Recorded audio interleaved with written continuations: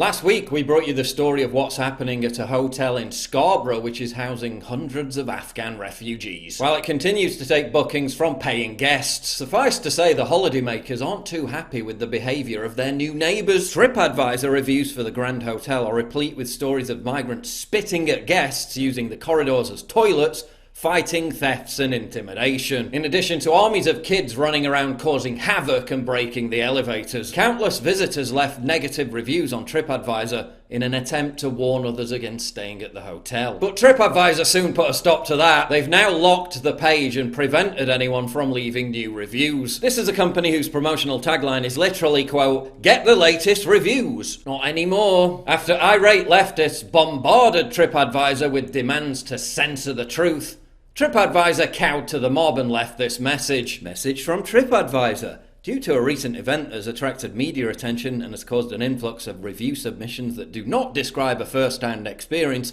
we've temporarily suspended publishing new reviews for this listing. In reality, the negative reviews were very similar because they did describe the real first-hand experience of paying guests. They've clearly just shut down the reviews at the behest of leftists who don't want people to know what happens when you turn a hotel into a migrant camp. Meanwhile, a pair of hotel guests who demanded a refund on their £338 stay after finding out Afghan refugees are being housed there have insisted, "We're not racist. Our concern is about safety and leaving things in our room because of what we read about the theft and kids running wild," one of the women told Teesside Live. "By no means we are racist. I've worked with refugees and it's not their fault. It's just the predicament they are in." Again, not being racist, but we feel quite threatened. There's been theft in the hotel, damage in the hotel, locks being broken and things going missing. I totally agree they should have got out the country, but my concern is the company didn't inform us what the Grand Hotel was doing. Wait, so you support inviting them into the country, yet you're scared to be anywhere near them? But I thought they were all doctors, lawyers and skilled interpreters. Sounds like the people who aggressively lobby for multiculturalism and mass migration,